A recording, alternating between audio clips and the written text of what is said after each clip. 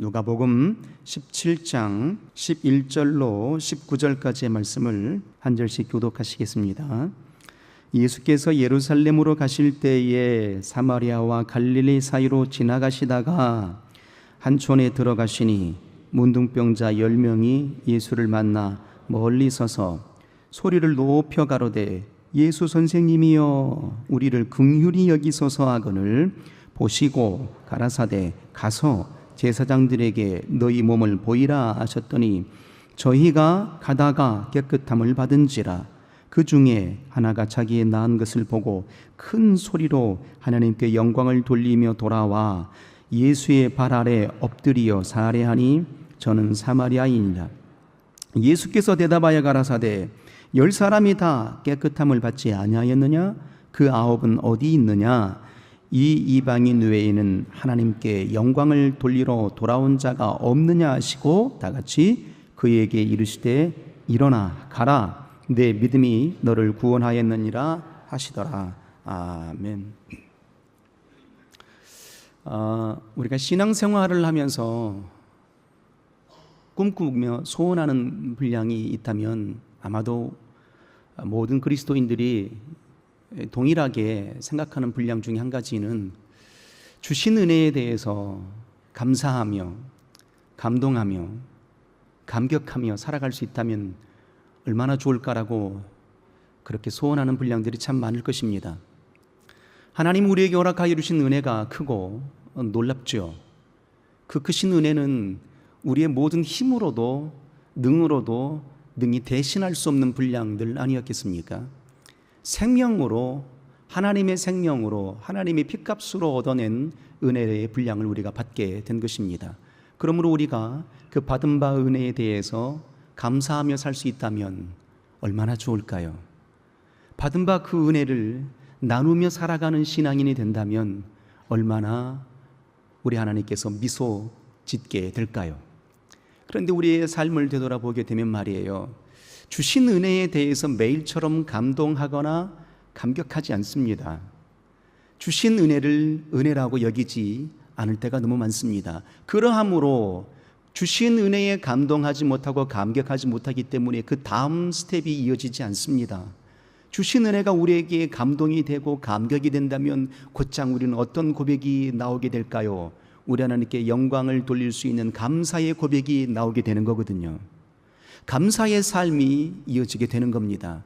그런데 우리가 지난 일주일의 삶을 되돌아보게 될 때 과연 우리 입술로 삶으로 나눠지는 그 분량들 말고요, 우리 입술로 하나님께 감사합니다, 주신 은혜에 감사합니다, 주신 은혜가 너무 큽니다라고 감동과 감격을 아려본 적이 얼마나 될까요? 너무도 없으므로 고민해야 되고 내가 몇 번이나 했을까 상기해야만 되는 그런 삶을 우리가 살아가고 있다는 것 아니겠습니까? 그래서 사도 바울은 데살로니가전서 5장 잘 아시는 유명한 말씀 16절로 18절에 이렇게 말씀하셨지요. 항상 뭐하라? 기뻐해라. 쉬지 말고 뭐하라? 기도해라. 범사에 뭐하라? 감사하라 그랬어요. 이것이 너희를 향하신 하나님의 뜻이니라라고 말씀하시는 겁니다. 우리는 생각합니다. 하나님은 우리를 향하신 뜻이 무엇일까? 침례받는 거요, 성령 받는 거요 라고 그렇게만 생각하게 됩니다. 그런데 말이죠, 하나님이 명하신 뜻이 꼭 침례만 해당되는 게 아니에요. 성찬만 해당되는 게 아니라고요. 그래서 바울사도 입을 빌려서 아주 간곡한 어조로 선언하시는 장면입니다. 항상 기뻐해라. 우리 모든 삶이 기쁨의 거리를 찾게 되면 거리가 많지 않아요. 그러니까 이 메시지의 분량의 중심은 아주 역설적인 거죠. 기뻐할 수 없는 순간에도 기뻐함이 신앙인들이라는 겁니다. 쉬지 말고 기도하라고 하십니다. 왜일까요? 기도의 분량은 잘 아시는 것처럼 우리 하나님과 소통함이에요. 하나님과 사귐이죠. 하나님과 거룩한 교제를 나누는 겁니다. 바로 하나님이 주인 되시고 내가 피조된 자라는 사실에 대하여서 선언하는 장면인 것입니다. 그러므로 기도를 쉬지 말라 했던 겁니다. 그런데 우리가 기도가 인색하거든요. 더 나아가서 또 이렇게 말씀하시잖아요. 마지막 분량의 18절에 이렇게 말씀하십니다. 범사에 감사하라 그랬어요. 범사에 감사하라는 것은 모든 일들 속에 감사하라는 분량이 들이잖아요. 모든 일들이 감사의 일들이 되겠습니까? 우리는 대부분의 사람들이 이렇게 생각합니다. 믿는 사람들이나 믿지 않는 사람들이나 조건이 좋으면 감사하죠. 기뻐요. 기뻐한다 이 말입니다. 아들이 서울대 갔어요. 감사할까요? 안 감사할까요? 당연 감사하겠죠. 아들이 학교 다니는데 전교에서 1등 했어요. 그러면 감사할까요? 안 할까요? 얼마나 감사하겠습니까? 선남 선녀가 선보러 갔는데 말이죠, 첫눈에 반할 만한 그런 남자와 여자가 딱 나왔어요. 감사할까요? 안 감사할까요? 아이고 하나님 감사합니다 할 거 아니겠어요? 이런 조건들로 인해서는 능히 모두가 다 감사하죠. 믿는 사람들이 아니라 할지라도 환경이 좋고 조건이 좋다면 감사할 수 있는 것 아니겠습니까? 그런데 우리 하나님께서 범사에 감사하라고 하시는 말씀의 의미는 조건 때문에 감사하라는 이유가 아닌 거예요. 환경 때문에 감사하라는 이유가 아닌 거라고요. 환경을 초월하고 조건을 초월할 수 있는 그 감사가 바로 범사에 이어지는 감사의 내력들이라는 얘기입니다. 이것이 하나님을 미소 짓게 할 수 있는 신앙의 역사인 거예요. 우리 모두가 범사에 감사할 수 있는 삶이 되기를 소원합니다. 우리 성경 속에 많은 인물들이 나오지만 욥의 인물을 한번 생각해 봤으면 좋겠습니다. 욥이 하나님께 엄청난 그의 믿음의 인정을 받는 존재였잖아요. 욥기 1장의 표현의 내력을 보면 이렇습니다. 동방에서 가장 큰 부자였더라. 제일 잘 나가는 사람이었던 겁니다. 부자였어요. 자손이 10명이나 됩니다. 거기다가 믿음도 아주 뛰어납니다. 우리 하나님이 사단에게 자랑할 정도로, 사단아 내 종 욥을 유의하여 보았느냐? 그가 얼마나 진실무망한지 내가 아느냐라고 그렇게 칭찬해 줄 만큼 하나님께 인정받고 부자하고 자손도 10명이나 있고 아주 행복한 신앙의 삶을 살아냈던 사람이었어요. 그런데 갑자기 어느 날 말이죠, 불현듯 그의 모든 재산을 다 빼앗김을 당하잖아요. 거기에 멈추지 않고 큰 태풍이 불어서 담벼락이 무너짐으로 그 아래에 있던 자손들 10명이 다 죽습니다. 이 얼마나 괴로움이었겠습니까? 하루아침에 거지가 되고 하루아침에 자손들을 다 잃어버려요. 거기다가 이제 견딜 수 없는 심각한 악창이 들어서 말이에요, 귀화창으로 긁지 않으면 안 될 정도로 당신의 건강도 완전히 무너져 버린 상태입니다. 거기다 남은 한 가지, 그 마음 한 자락 붙들 수 있는 그 마음 한 자락에 당신의 아내, 친구들마저도 욥을 향해서 뭐라고 얘기합니까? 그의 아내는 이렇게 말하잖아요. 언제까지 당신이 그 거룩함을 유지하려 하느냐? 하나님을 저주하고 죽으라 라고 그 남편을 향해서 필문합니다. 친구들도 마찬가지였어요. 그러니까 어느 한 구석, 마음 한 구석 둘 자리도 없고 건강도 무너졌고 자손도 사라지고 또 모든 재산도 다 없어져 버리는 그 순간에 말이에요, 욥의 고백이 어떤 고백이었습니까? 조건을 따지지 않았어요. 환경을 따지지 않았다고요. 주신 이도 하나님이시고 거두신 이도 하나님이십니다 라고 하나님을 원망하지 않잖아요. 이 고백은 감사의 고백입니다. 기쁨의 고백이었어요. 이것이 진정한 신앙의 모습 아니겠습니까? 이 신앙의 역사의 모습을 하나님이 기대하시는 거예요. 우리가 8월에 교회의 지경을 넓힙시다라고 말한다 이 말입니다. 저는 소원하는 겁니다. 우리 교회의 지경이 넓혀지는데 어떤 지경이었으면 좋을까? 저는 감사의 지경이 넓혀지기를 소원하는 겁니다. 우리가 신앙생활을 되돌아보았을 때에 가장 많이 무너진 분량 중에 한 가지를 뽑으라 하게 된다면 여러 가지가 있겠지만 그 중에 한 가지는 감사가 아닐까라고 여겨지게 되는 겁니다. 감사의 분량이 너무도 많이 무너져 있음을 발견하게 되는 겁니다. 11조 잘하죠. 당연히 해야 되는 분량이니까. 주일 연보 잘하죠. 당연히 해야 되는 분량이라고 여기기 때문입니다. 그런데 감사는 인색하거든요. 조건을 따지기 때문입니다. 형편을 따지기 때문입니다. 환경을 따지기 때문입니다. 그러므로 우리는 자꾸만 인색해져 가는 겁니다. 내게 주신 생명의 은혜에 관하여, 내게 주신 말씀의 빛 가운데 말이죠, 우리가 온전히 감사하지 못하는 인생의 삶을 살아가고 있다라는 얘기입니다. 욥이 주신 이도 하나님이시고 거두신 이도 하나님이라고 말씀하셨음에도, 그렇게 감사의 고백을 했음에도 불구하고도 우리는 여전히 환경을 따지고 조건을 따지고 있다라는 얘기입니다. 우리가 잘 아는 다니엘의 인생을 봐도 그렇지 않습니까? 다니엘서 6장을 보게 되면 말이죠, 다리오 왕 시절 때에 이제 다니엘이 잘 나가니까 어떻게 하면 다니엘을 끌어내려 볼까 이제 시기와 질투가 일어나게 됩니다. 그래서 다니엘을 보니까 하루에 3번씩 매일 기도를 하는 겁니다. 그래서 이제 왕이 조서를 이제 써내게 되는 거죠. 신하들이 아주 강청을 하게 되니까 왕의 조서가 이런 거였습니다. 다리오 왕 외에 그 어떤 신이나 신상에게 절하거나 기도하는 자들에게는 사자굴에 집어 던지겠다라는 조서를 만방에 이제 내게 되는 겁니다. 기도하면 죽는다 하는 얘기입니다.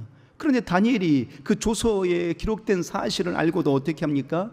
당신의 집에 올라가서 예루살렘으로 창을 열고 매일처럼 기도하는 겁니다. 과거 했던 그 기도의 내력이 오늘은 쉬는 것이 아니고 어제도 했던 기도를 오늘도 하는 겁니다. 하루에 3번씩 동일하게 예루살렘의 창을 열고 기도하는데 그 기도의 내용이 이런 거였던 겁니다. 예루살렘을 향하여 기도할 때에 하나님께 감사하였더라 였습니다. 그 기도의 내용은 감사의 기도였던 겁니다. 예루살렘 민족을 위한 기도였고, 더 나아가서 더 한 걸음 더 진보하는 기도의 내용은 바로 이런 거였죠. 하나님 감사합니다 였던 겁니다. 그 환경은 어떤 환경이었을까요? 이제 기도하면 죽는 겁니다. 사자밥이 되는 겁니다. 그렇지만 그 순간에 그의 고백은 이런 거였습니다. 내가 죽을 줄 알지만 기도할 수 있는 힘을 주셔서 감사합니다. 하나님을 알게 해주셔서 감사합니다. 우리 하나님을 믿게 해주셔서 감사합니다라는 감사의 고백이었던 겁니다. 예수께서 이 땅에 오셔서 3년 반 동안의 공생의 사역을 감당해 내셨습니다. 그 3년 반 동안의 공생의 내력들을 들여다보게 될 때에 수많은 이적들과 죽은 자를 살려내고 병든 자를 고쳐내시는 그 거룩한 이적의 역사들을 행해 주셨습니다. 그런데 가만히 성경을 들여다보면 말이죠, 예수께서 이적을 행하셨을 때 반드시 놓치지 않는 분량이 있었던 겁니다. 그 분량이 뭐였을까요? 감사의 고백이었던 겁니다. 요한복음 11장을 보게 되면 말이죠, 죽은 나사로가 죽어서 이제 돌무덤 속에 장사 지내게 됩니다. 죽은 지 나흘이 되었어요. 썩은 냄새가 나는 겁니다. 나사로의 무덤 앞에 오셨죠. 죽어서 냄새가 나나이다. 곁에 선 자들이 말합니다. 그때 주님이 이렇게 말씀을 하시죠. 돌무덤을 옮겨 놓으라. 그리고 이제 두 손을 높이 들고 이렇게 기도하는 겁니다. 하나님, 이제껏 내 기도를 들어주심을 감사합니다라고 감사의 고백을 드리는 겁니다. 이제껏 내 기도를 들어주심을 감사합니다였어요. 그 감사의 고백 이후에 이렇게 선언하는 겁니다. 죽은 나사로를 향하여서 말이죠, 나사로야 나오라 였던 겁니다. 능히 주님은 감사하지 않아도, 아버지 하나님께 감사의 기도를 되뇌이지 아니하여도 능히 하나님이시기 때문에, 전능자이시기 때문에 죽은 자를 살려낼 권세와 능력이 있으신 분이십니다. 그렇지만 주님은 감사의 고백을 빼놓지 않으셨어요. 어느 날 예수께서 말이죠, 들판에서 말씀을 강론하십니다. 수많은 무리들이 운집했습니다. 2만 명 넘게 많은 식구들이 모여 있었습니다. 해가 이제 저물어갈 즈음이었습니다. 예수께서 빌립에게, 제자인 빌립에게 말합니다. 저들에게 먹을 것을 주어라. 그랬더니 빌립이 이렇게 말합니다. 계산적인 행동을 행하게 되는 것이죠. 주님, 저들을 다 먹이려면, 이 많은 무리들을 떡을 먹이려면 200데나리온이나 드는 떡을 사와야 됩니다. 그런데 우리는 돈도 없거니와 지금은 감당할 수가 없습니다. 현실적인 내용의 고백을 하게 됩니다. 이 내용을 들었던 베드로의 동생 안드레가 한 소년이 갖고 있는 물고기 2마리, 보리떡 5개의 도시락을 주님의 손에 올려놓게 됩니다. 주여, 이 도시락이 있습니다라고 주의 손에 올려놓게 되는 거죠. 이때 주님이 하신 행동이 어떤 행동이었을까요? 띄어 나눠주라 이렇게 말씀하셨을까요? 그 이전의 장면을 우리가 기억해야 되는 겁니다. 하늘을 우러러 축사하시고 였던 겁니다. 축사, 귀신 내쫓았다 이게 아니고요, 축복하며 기도했다, 감사의 기도를 했다라는 것입니다. 이것이 중요한 겁니다. 감사의 기도를 되뇌이시고 난 이후에 제자들에게 명하여 이렇게 말합니다. 떼어 나눠주라. 보리떡 2마리, 보리떡 5개, 물고기 2마리가 한 사람이 장정에 먹고 배불리기도 부족한 양이 아니었겠습니까? 그런데 2만 명이나 앉아서 먹고도 남은 그 광주리가 12광주리나 되게 거둬들였다라는 얘기입니다. 이런 이적이 어디서 나오는 겁니까? 감사는 또 다른 감사로 이어지게 되었다라는 그 역사의 장면을 주님이 보여주신 역사의 이적들이었던 겁니다. 잘 기억하십시오. 감사는 또 다른 감사로 이어지게 되는 겁니다. 이 감사가 멈춰버리게 되면 감사도 더 큰 이적으로 이어지지 않게 된다 하는 얘기입니다.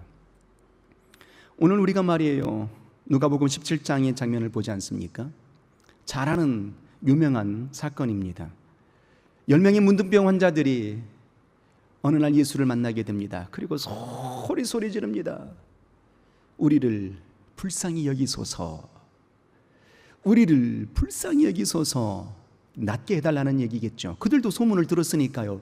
예수를 만나면 죽은 자들이 살아난다더라, 앉은 자들이 일어난다더라, 눈먼 자들이 눈을 뜬다더라, 이 문둥병 환자들도 다 깨끗함을 받는다더라 했던 겁니다. 그래서 예수를 만나게 되었고 전심으로 부르짖었던 거예요. 그리고 난 이후에 이제 나음을 받게 되는 역사를 보는 사건의 장면입니다. 그런데 10명이 모두가 다 나음을 입었는데 몇 명만 돌아와서 감사의 영광을 돌립니까?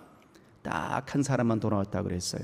그런데 이 주목할 것은 말이죠, 그 돌아온 사람이 누구였느냐 하는 얘기입니다. 누구라고 성경은 2절씩이나 강조를 합니다. 누구라고 말할까요? 16절에 이렇게 말합니다. 예수의 발 앞에 엎드려서 살해하니 저는 사마리아 사람이라 그랬어요. 18절에 이 사마리아 사람을 뭐라고 표현합니까? 이방인이라고 말합니다. 그러니까 사마리아 사람, 이방인 한 사람만 돌아왔어요. 그러면 나머지 9은 누구라는 얘기예요? 유대인이라는 얘기죠. 이 시대로 표현하게 되면은 이 시대의 그리스도인들인 겁니다. 교회 열심히 다니는 신앙인들이었던 겁니다. 그런데 교회 열심히 다니는 신앙인들은 동일하게 나음을 입었지만 감사를 잃어버린 겁니다. 감사를 놓쳐버린 겁니다. 그런데 터부시 여김을 받았던 이방 사람, 사마리아 사람, 사람 취급받지 못했던 그 이방인 사마리아 사람 한 사람만 돌아와서 주님께 감사의 영광을 돌리고 살해하였더라 라고 오늘 이 사건은 말하고 있다 이 말입니다. 디모데후서 3장을 보게 되면 말이죠, 충격적인 내용이 나옵니다. 말세에 이런 징조가 펼쳐진다, 말세에는 이런 일들이 일어난다라고 디모데후서 3장 1절과 2절 이하에 이렇게 말씀하시게 되는데 말이죠, 말세에 어떤 징조들이 일어날까요? 처처에 기근과 기근이 있고 지진이 있고 전쟁이 있다. 우리는 이런 내용들만 압니다. 그런데 말이죠, 말세에는 이런 일들이 일어난다고 사도 바울은 이렇게 말합니다. 마지막 때에 사람들이 자긍하고 교만해진다, 이기적인 사람들이 된다, 더 나아가서 부모를 거역한다. 여기까지는 인정이 됩니다. 마지막 때에 부모에게 효도하지 않는다, 마지막 때가 되면 이기적인 사람이 된다, 자긍하는 사람, 자기 자랑만 하는 사람들이 된다 라고 말합니다. 여기까지는 이해가 됩니다. 부모를 거역하는 것도 이해가 됩니다. 그런데 충격적인 말씀이 나옵니다. 마지막 때의 징조는 감사치 아니한다 그랬어요.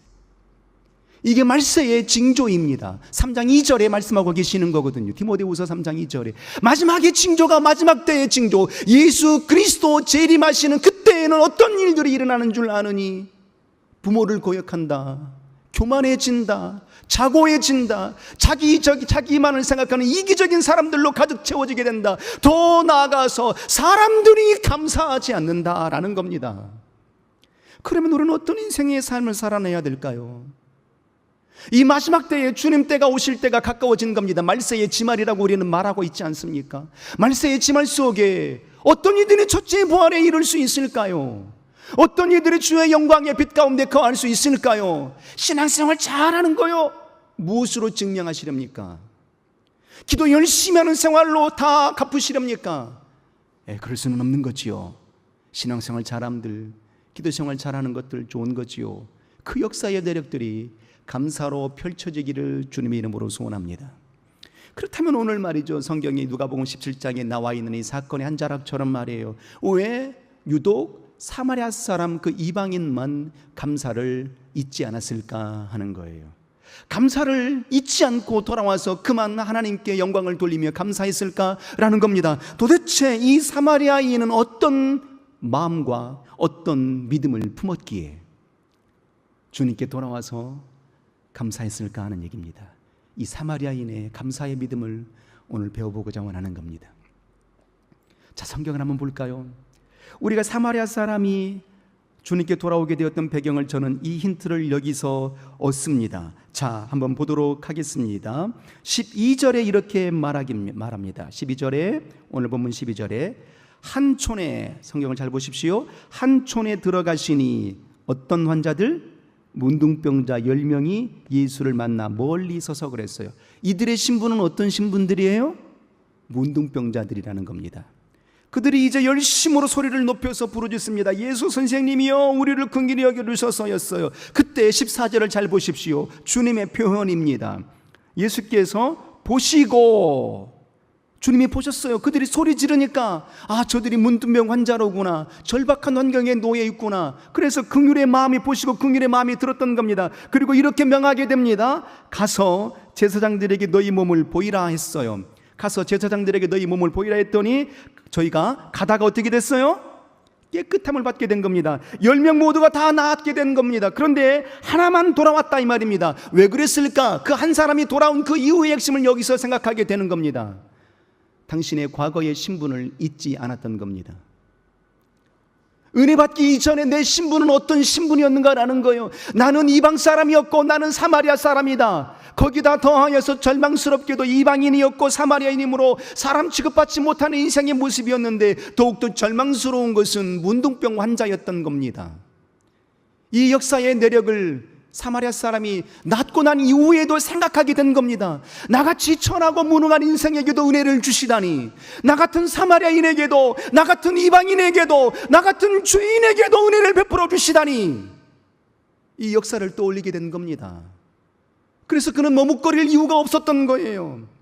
내일 감사해도 되지 않을까? 다음날 감사해도 되지 않을까? 이후에 감사해도 되지 않을까? 라고 떠올리는 것이 아니라 이 받은 바 은혜를, 그 받은 바 은혜를, 내 과거의 신분의 역사를 떠올렸던 겁니다. 우리의 과거의 신분은 어떤 신분이었을까요? 에베소서 2장 1절 이하에 말씀하시잖아요. 우리는 본질상 진노의 자녀들이었다라고요. 하나님이 없는 자들이었다라고요. 진노의 자녀들이었고 하나님이 없는 자들이었어요. 하나님의 심판을 초월할 수 없는 존재들이었다고요. 그런 심령들을 위하여서 주님은 우리를 사랑하사 그의 모든 물과 피를 아낌없이 쏟아 부어주시는 생명의 구원의 은총과 은혜를 허락해 주신 겁니다. 우리의 과거의 신분을 떠올려 보시기를 소원합니다. 우린 죄인들이었습니다. 우린 마귀의 자식들이었습니다. 그런데 신분이 바뀌어진 거예요. 그랬더니 말이죠, 옛 속담에 이런 말이 있잖아요. 화장실 들어갈 때 다르고 나올 때 다르더라. 뭘까요? 화장실 들어갈 때는 급해요. 죽을 것 같아요. 그래서 화장실에 가기만 하면 갔다 오고 나면 이제 몸 관리 잘해야 되겠다라고 생각하고 갔죠. 그리고 난 후에 시원하게 볼일을 봤어요. 그리고 나올 때는 어떤 마음이 들까요? 다 잊어버려요. 이게 우리 사람들의 속성 아니냐 이 말입니다. 신앙인들마저도 그러하고 있지 않느냐라는 거예요. 그래서 우리의 신앙의 모습은 어떠해야 되겠습니까? 정말 감사를 잊지 말아야 되는 겁니다. 감리교회의 한 사모님이 위암 판정을 받고 세브란스 병원에 입원을 하시게 됩니다. 급하게 수술 날짜를 잡고 이제 수술대 위에 오르게 되었습니다. 의사가 이제 그 사모님의 배를 개복을 딱 해보니까 암이 너무 많이 퍼진 거예요. 더 이상 손댈 수가 없게 된 겁니다. 그래서 어떤 것도 하지 못하고 그냥 다시 덮고 이제 병실로 옮겨지게 됩니다. 그런데 다행인지 불행인지 모르겠는데 그 수술한 의사가 크리스찬 주치의였어요. 그래서 그 의사 선생님이 믿음의 사람인지라 그랬는지 모르겠지만 병실에 있는 그 사모님께 찾아올 때에 노트 한 권 그리고 볼펜 한 자리를 가지고 사모님께 드리면서 이렇게 말합니다. 사모님, 이제 남은 인생 할 것도 없는데 이 병실에 있을 때에 지난 인생을 생각해 보시면서 감사할 거리가 있다면 기록해 보시면 좋겠습니다 라는 거였어요. 볼펜 자로 노트 한 권 주고 가니까 말이죠, 감사할 거리를 써보라 하니까 이 사모님이 생각할 때에 당신의 처지를 생각하니까 내가 지금 언제 죽을지 모르는데 무슨 감사할 거리가 있다고 노트까지 주고 가는가, 볼펜까지 주고 가는가라는 생각이 불쑥 올라오게 되었어요. 그리고 이내 다시 마음의 생각을 정리하고 감사의 제목들을 생각합니다. 그런데 아무리 감사의 제목들을 생각해봐도 한참을 생각해봐도 없는 거예요. 당신의 처지가 너무 공공하니까 말이에요. 그런데 불쑥 문득 이런 생각이 드는 겁니다. 감사의 제목이 떠올라요. 하나님, 이 천하고 무능한 인생에게도 예수 만나고 구원시켜 주셔서 감사합니다. 감사의 제목을 썼어요. 그러더니 또 다시 감사의 제목이 떠오릅니다. 하나님, 성질도 성격도 지랄맞은데 사모가 되어서 성도의 사랑을 받게 해주셔서 감사합니다. 또 감사의 제목이 떠올라요. 하나님, 우리 자녀들이 건강하게 자라가게 하시고 믿음 안에 세워주시니 감사합니다 라고 감사의 제목이 떠올라요. 수일 동안에 감사의 내용들을 써보게 되니까 137가지의 감사의 제목이 기록이 되는 겁니다. 그리고 이제 어느 날 말이죠, 병원에서 의사가 더 이상 할 것이 없으니까 사모님 퇴원하셔야 될 것 같습니다. 할 게 없으니까. 그래서 이제 사모님이 퇴원을 하셨죠. 집에 돌아왔는데도 불구하고도 사모님은 집에 돌아와서도 매일같이 감사의 일기를 쓰기 시작했어요. 지난 날들을 생각하면서 오늘 주신 은혜를 생각하면서 감사의 내 일기들을 매일처럼 쓰기 시작했어요. 몸은 힘들고 마음도 힘들었지만 그래도 여전히 감사의 일기를 쓰기 시작했죠. 그랬더니 말이죠, 은혜가 넘쳐요. 기쁨이 넘치기 시작했어요. 그 불편한 몸을 이끌고 교회 일을 열심히 돌아보게 됩니다. 성도들을 신방하기 시작하게 됩니다. 전도까지 하게 됩니다. 그리고 이제 6개월이 지나고 난 이후에 다시 세브란스 병원에 검진을 받으러 갔어요. 그리고 이제 의사 앞에 서게 되었죠. 그 의사가 차트를 보면서 이렇게 말합니다. 아주 놀라운 표정으로, 사모님, 암이 사라졌어요 라는 겁니다. 얼마나 놀랍습니까? 감사 속에 또 다른 감사가 이어지게 되었던 겁니다. 이 사모님은 말이에요, 내가 아프다는 사실, 이 환경이고 그 조건이었음에도 불구하고도 당신에게 처해 있는 그 환경이 아니라 내게 이 하루를 살아가게 하신 그 은혜에 대해서 감사하게 된 겁니다. 오늘도 호흡하게 해주신 그 하나님의 은혜에 대해서 감사했던 겁니다. 그 감사의 제목들이 빼곡하게 매일처럼 일기로 기록되었던 것이죠. 그 감사는 또 다른 감사를 갖게 된 것입니다. 바로 이 사마리아 사람이 그랬던 겁니다. 나의 과거의 신분은 이방인이었고 사마리안이었지만 지금 내 모습은 완전한 인생으로 변화를 받았도다. 다윗도 역시 마찬가지였던 것 아니겠습니까? 다윗도 왕이 되었을 때 말이죠, 그가 고백하게 됩니다. 내가 누구건데, 내 가족이, 내 조상들이, 내 가족이 어떤 가족이건데 나를 이와 같이 세우시나이까. 그래서 유명한 일화가 있지 않습니까? 다윗의 궁정에는 말이죠, 언제나 목동 시절에 입었던 그 옷을 걸어두었답니다. 왜였을까요? 당신의 과거의 신분을 잊지 않고 싶었던 겁니다. 내가 목동이었는데 하나님이 나를 왕으로 삼아주셨어 라고 하나님을 향하여서 감사의 마음을 잊지 않으려고 그렇게 걸어두었던 겁니다. 그래서 시편 100편에 다윗은 이렇게 고백합니다. 궁정에 들어갈 때 감사함으로 그 이름 앞에 영광의 찬송을, 감사로 찬송을 돌릴지어다라고 그렇게 고백하고 있는 겁니다. 시편 102편에 이렇게 고백하게 되는 거죠. 내 영혼아 여호와의 모든 은택을 잊지 말지어다라고 우리 하나님께 감사의 내용을 기억할 것이라고 그는 그렇게 선언하고 당신의 영혼을 향하여 채근하게 되었던 겁니다. 우리 모두 우리의 지난 과거를 떠올리면서 나를 구원하여 주시고 하나님의 자녀 삼아주신 그 은총의 감사의 역사가 이어지기를 주님의 이름으로 소원합니다. 그리고 다시 이 사마리아인의 믿음은 역사는 이러하였던 겁니다. 14절에 보던 것처럼 말이죠. 보시고 가라사대 가서 제사장들에게 너희 몸을 보이라 하였더니 저희가 가다가 깨끗함을 받았어요. 가다가, 그러니까 그날 그 순간에 순종의 걸음을 걸었을 때에 가다가 깨끗함을 받았다 이 말입니다. 그리고 그 가다가 깨끗함을 받았던 그때에 은혜와 은총의 감동이 남아있는 그때에 은혜와 은총의 감동이 식어지기 전에 곧장 주님께로 돌아온 겁니다. 그러니까 우리의 신앙, 이 신앙인의 사마리아인의 신앙은 무엇입니까? 현재의 감동을 붙들 수 있는 자였던 겁니다. 받은 바 은혜를 붙들 줄 아는 자였던 겁니다. 우리의 신앙은 어떤 신앙이어야 되겠습니까? 우리는 그렇게 말합니다. 지난 성회 때 많은 은혜를 받았어요. 풍성한 은혜를 받았어요 말합니다. 그리고 나니 우리는 지금 무엇하고 있습니까? 그 감사를 다 잊어버렸잖아요.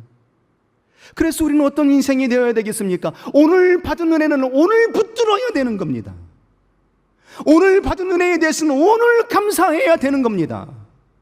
그래서 주신 은혜가 있을 때마다 하나님 감사합니다라는 그 감사의 고백이 우리는 떠나서는 안 되는 거거든요. 이 바로 사마리아 사람은 오늘 받은 그 감동의 은혜를 붙들 줄 아는 신앙인이었던 거예요. 우리는 이런 신앙의 고백이 필요하지 않겠습니까? 오늘 주신 은혜는 오늘 붙들 수 있는 역사여야 된다 이 말이에요. 우리가 잘 아는 것처럼 아나니아와 삽비라를 잘 알고 있지 않습니까? 아나니아와 삽비라가 말이죠, 성령의 감동하심이 있었어요. 그래서 자기의 땅을 팔아서 함께 동역하는 우리 교우들과 함께 나눠야 되겠다라고 생각을 했던 겁니다. 공동체와. 그리고 땅을 팔았죠. 돈을 손에 쥐게 된 겁니다. 그런데 그 감동이 순간에 욕심으로 바뀌어지게 되는 겁니다. 땅값 얼마를 감추게 되는 거죠. 주신 감동을 붙들지 못했던 겁니다.